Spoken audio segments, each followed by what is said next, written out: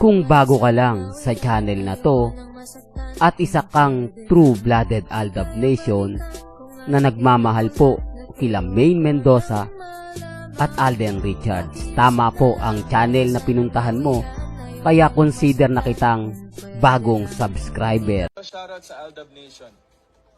Teya, taste na po si M. Okay na, masakit.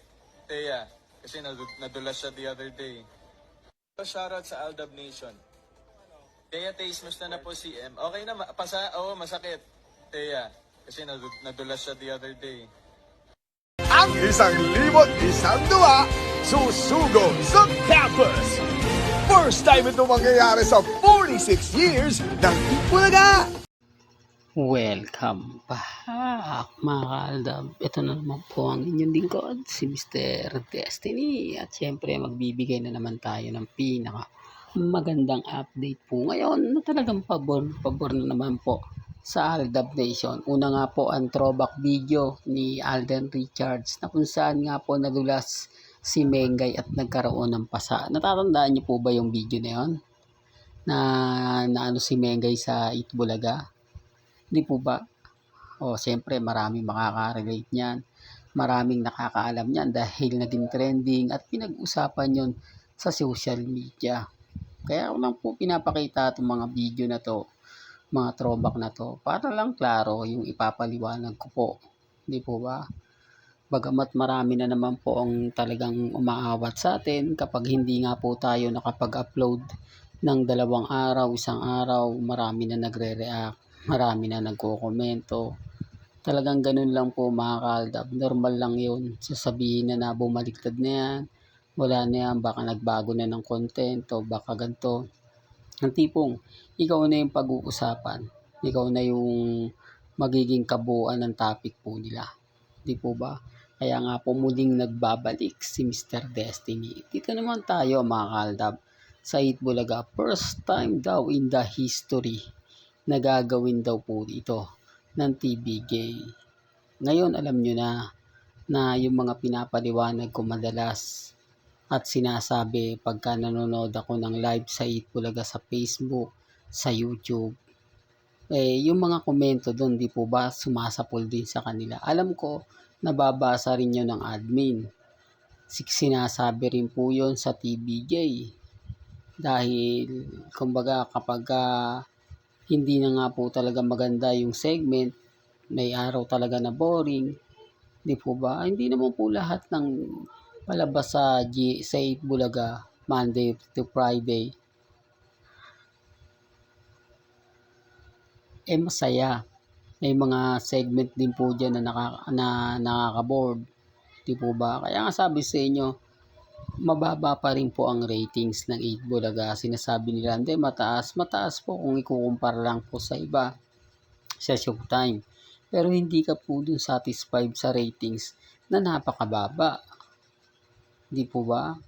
Sa baba po ng ratings, kailangan gumalaw ka.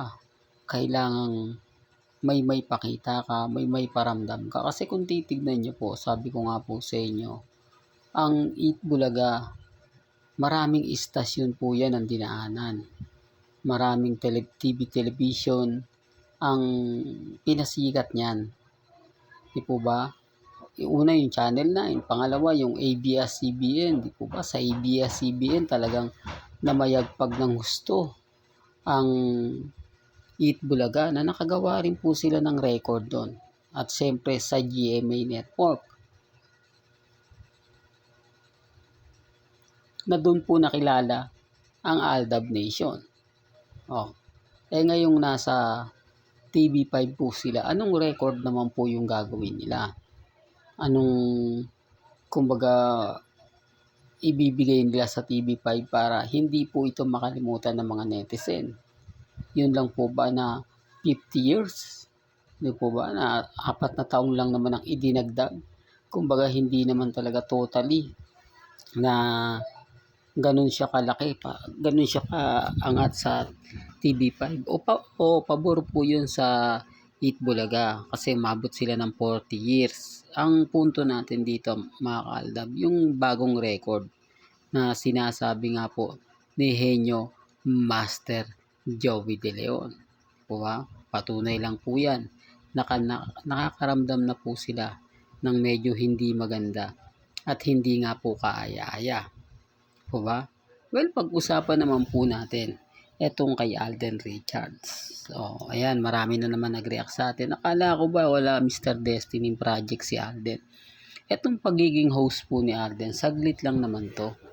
Wala pa po ito ang isang buwan, tapos na po ito. Sabi nga po niya,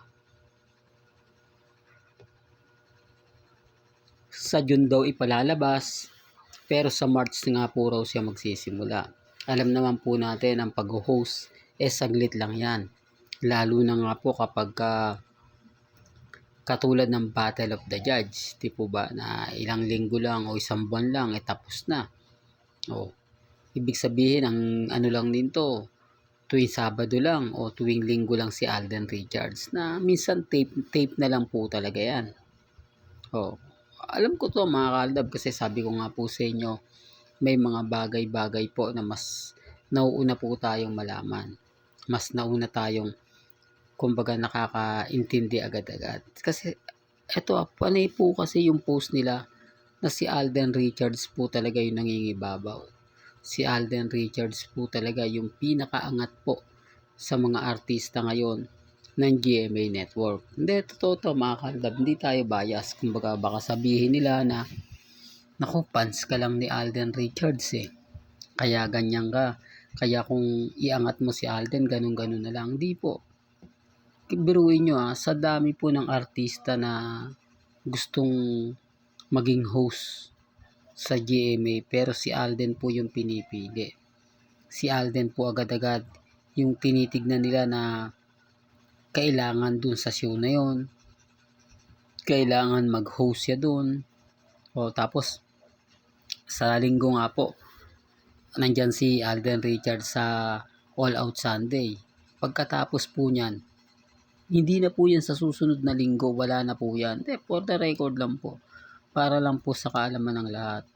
Kasi gagamitin lang si Alden para mag-promote. Gagamitin lang si Alden para magparami ng tatangkili. Kasi bagsak din po yung ratings ng All Out Sunday. Po ba? Wala na gaanong tumatangki. Although sabihin natin na marami pa rin yung iba po talaga, kasi kapag naandun si Alden. Iba po kasi kapag may inaabangan po silang sikat at bigating artista. Gaya nga po ni Richard Paul Gerson. Aminin man po nila o hindi, kailangan po talaga nila si Alden Richards. Kahit sabihin na natin na hindi, ang daming mga artista rin sa All Out Sunday. Kung marami po at sa tingin nyo sikat, bakit kailangan pang mag-guest ni Alden dyan? Bakit kailangan pa ng Alden Richards? Marami naman po pala dyan. Siyempre, aagaw po ng attention si Alden Kapag naandun siya, imbis na mapag-uusapan yung iba, wala. Kita nyo kapag nag-guest si Alden, siya lang talaga. Hindi na wala nang ibang pang kasi nasasapawan niya Hindi po pwedeng tatlong artista kasama si Alden, di po. Talagang binubukod nila, kasi kumbaga yung focus ng mga viewers o yung mga audience dyan doon nga po kay Alden Richards. Di po ba? Kaya ang sabi sa inyo, ako, kampante lang po ako, relax lang po ako. Hindi tayo basta-basta nagpapa-apekto, lalo na nga po kapag ang pinag-uusapan natin itong mga bagay-bagay gaya nga po ng real life couple. Although sabihin ng iba kahit basta ako mga kaaldab, masaya po ako sa mga nagaganap, masaya po ako sa mga nangyayari. Ang importante lang naman po sa akin maging updated lang po kayo. Ano man po yun ang mga nababasa ninyo, nakikita po ninyo, napapanood ninyo, relax lang po. Maging kampante lang po kayo. Malay nyo mga kaaldab, sa dami ng mga balita ngayon na kumakalat sa Instagram, sa Twitter, sa Facebook, talaga naman pong mapapaisip naman po kayo. Di po ba? Hindi, sinasabi ko lang po ito mga kaaldab para lang klaro. Pinapaliwanag ko lang po ito sa mga taong bulag at bingis sa katotohanan.